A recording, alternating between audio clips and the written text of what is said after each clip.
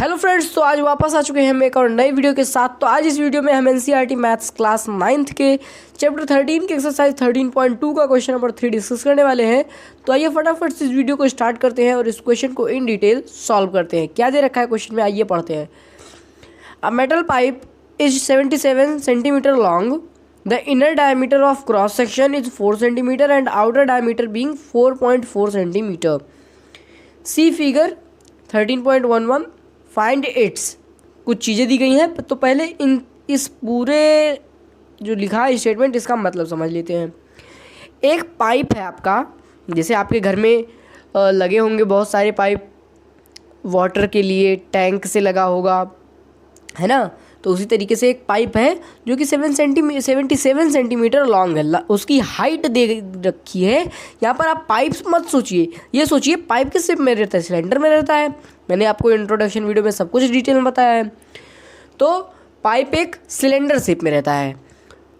तो अब यहाँ पर हम उसका लेंथ नहीं, हाइट बोलेंगे, है ना। हाइट बोल सकते हैं, सिलेंडर में हाइट होता है भाई। तो ये जो लॉन्ग है यानी ये इतना हाइट है उसकी, तो 77 सेंटीमीटर उसका हाइट है।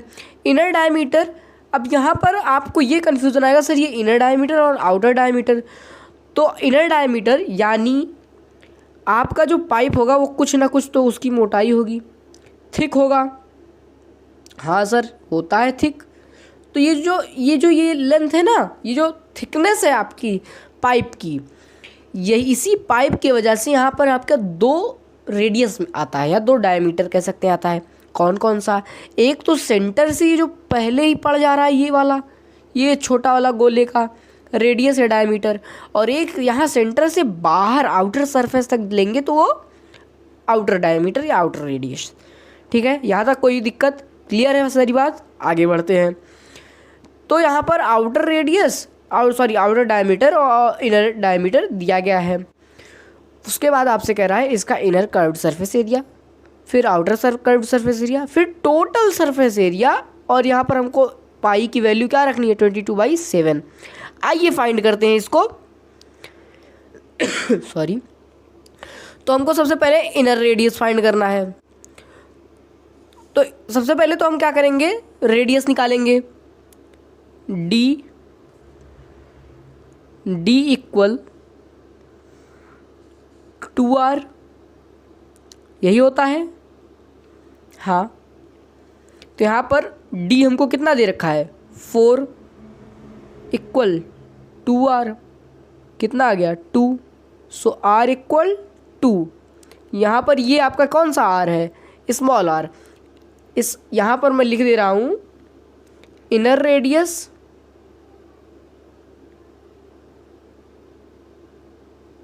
को हम डिनोट करेंगे स्मॉल r से, outer radius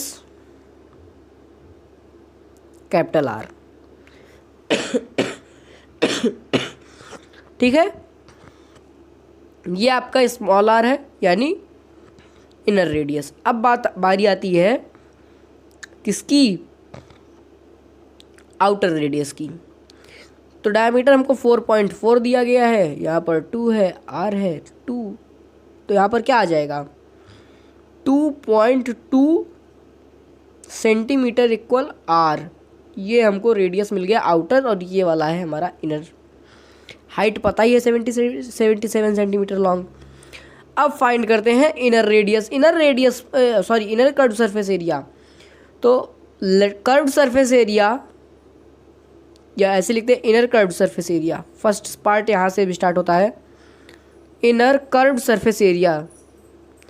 curved surface area क्या होता है, 2πRh। तो इसको एज इट इज़ रख के और अपना आंसर ले लेंगे। हमको वहाँ पर कहा है कि यही वैल्यू रखनी है पाई की हमें।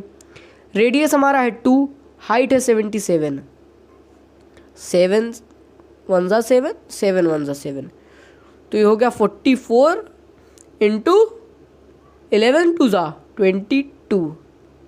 इसको अब आप जब मल्टीप्लाई करेंगे तो आपके पास आंसर आएगा 968 सेंटीमीटर स्क्वायर। ये आपका आ गया इनर रेडियस। ठीक है, इसी तरीके से आउटर रेडियस फाइंड आउट करते हैं। सेकेंड पार्ट में आउटर रेडियस बार बार बोल दे रहा हूँ, outer curved surface area, curved surface area.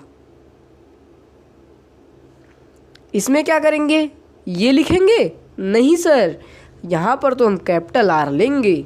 क्यों लेंगे? क्योंकि हमें पता है कि हमें यहाँ पर आउटर सरफेस एरिया निकालना है और आपने हमें बताया है कि आउटर सरफेस एरिया क्या होता है ना? तो यही तो वैल्यू रखेंगे। हाँ सर, फिर से वही कट गया, 11 आ गया और यहाँ पर 11 2 ज़ा 22 इंटू 22 इंटू 2.2। इसको 22 मत पढ़ने लग रहा, 2.2 है, ठीक है। तो इसको जब आप मल्टीप्लाई करेंगे तो ये आएगा आपका आंसर। मैं यहाँ यहीं पर लिख दे रहा हूँ, 1064.8 सेंटीमीटर स्क्वायर। अब बारी आती है थर्ड पार्ट की सॉरी, आपके भैया को खांसी बहुत ज़्यादा आने लगी है। देखिए, टोटल सरफेस एरिया, तो अब आप ये मत करने लगिएगा कि भैया ये करते हैं, आउटर और इनर तो हमने निकाल ही लिया, दोनों को जोड़ देते हैं और हमारा टोटल सरफेस एरिया आ जाएगा। अरे ऐसा मत करना, नहीं तो अगर 4 नंबर का मार्क्स रहेगा और ये दोनों पार्ट सही करके आओगे, नीचे वाला गलत, तो पूरे मार्क्स कट जाएंगे, ठीक है। अब तो भैया करेंगे क्या हम? तो मेरी बात अब सुनो, ये बताओ, ये आपका सिलेंडर है ना? ये आपका सिलेंडर है, तो आपने क्या निकाला अभी तक? ये वाला एरिया निकाला, ये पूरे का, और इस पूरे का एरिया निकाला। सिर्फ सरफेस का ही तो निकाला, पर ये जो थिकनेस है रेडियस का, इसका कौन निकालेगा?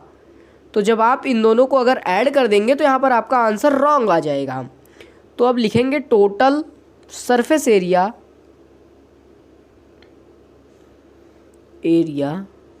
Of cylinder. सिलेंडर भी लिख सकते हैं, पाइप भी लिख सकते हैं। तो देखिए, यहाँ पर हम क्या क्या ऐड करेंगे? यहाँ पर हम 2πRH को तो ऐड करेंगे ही करेंगे। पहले इनर था तो पहले इनर का लिख देता हूँ, फिर आउटर भी ऐड करेंगे। हाँ भैया करेंगे, क्योंकि वो भी टोटल सरफेस एरिया में आता है। यहाँ नीचे लिख रहा हूँ, उसके बाद में अब जो तो गोले हैं ऊपर, उनका कैसे लिखेंगे? क्या उनका हम ऐसे नहीं लिख सकते? 2π capital R square minus small r square. ये क्या है भैया, ज़रा इसका मतलब बताना। आपका रेडियस का सर्कल का स्क्वायर का फॉर्मूला क्या होता है? 2πr square. तो 2 हैं तो 2 आगे पाई r स्क्वायर होता है। तो जब 2 सर्कल है तो आगे 2 लगा देंगे कि नहीं? और जब 2 लगा और यहाँ पर आउटर रेडियस का हमने क्या लिया था? कैपिटल R, और इनर रेडियस का स्मॉल r। तो बड़े वाले में से छोटे वाले को जब सब्ट्रैक्ट करेंगे तभी तो उसकी थिकनेस आएगी। हाँ भैया, अब समझ में आ गया, सारी बातें अब समझ। तो हमें ये बताओ, 2πRH स्मॉल r जो था, इनर कर्व्ड सरफेस एरिया कितना आया था? 968 आया था भैया। हाँ भैया, फिर कैपिटल R जो हमने जब पुट किया तब कितना आया भैया? तो ये आया था भैया। हमें फाइंड बेसिकली क्या करना है? बस यही इतना पार्ट हमें फाइंड करना है। अरे वाह भैया, ये तो काम आसान हो गया। आओ करते हैं इसको फाइंड। ब्रैकेट में क्या लिखेंगे? 4.4 लिखेंगे? नहीं लिखेंगे, 2.2 लिखेंगे। क्यों लिखेंगे? क्योंकि ये रेडियस है। फिर यहाँ स्मॉल r था, स्मॉल r क्या था हमारा? 2 का स्क्वायर, है ना? 2 का स्क्वायर, यही था। हाँ भैया, यही था। अब इसको कैसे सॉल्व करें भैया? तो सुनो, इसको जब आप सॉल्व करोगे तो आप इन दोनों को जब ऐड करोगे क्या आ जाएगा आपके पास? मैं नेक्स्ट स्लाइड में लिख दे रहा हूँ, 2031.8 सॉरी। और जब वो आप थिकनेस निकालोगे किसका? जो आपका सिलेंडर है उसका, तो वो आपका आएगा 5.28। जरा आप इन दोनों को जोड़ दो तो 2038.08 ये आपका सेंटीमीटर स्क्वायर, ये है आपका टोटल सरफेस एरिया। ठीक है, ये वाला पार्ट जब आप सॉल्व करोगे तो आपको 5.28 मिलेगा और ये वाला करोगे तो 2031.8 मिलेगा। ठीक है, तो ये था आपका फाइनल आंसर। उम्मीद करता हूँ सारे डाउट्स आपके क्लियर हो चुके होंगे। तो आज के लिए बस इतना ही, मिलते हैं किसी और नए वीडियो में किसी नए टॉपिक के साथ। तब तक के लिए आप बने रहें हमारे साथ।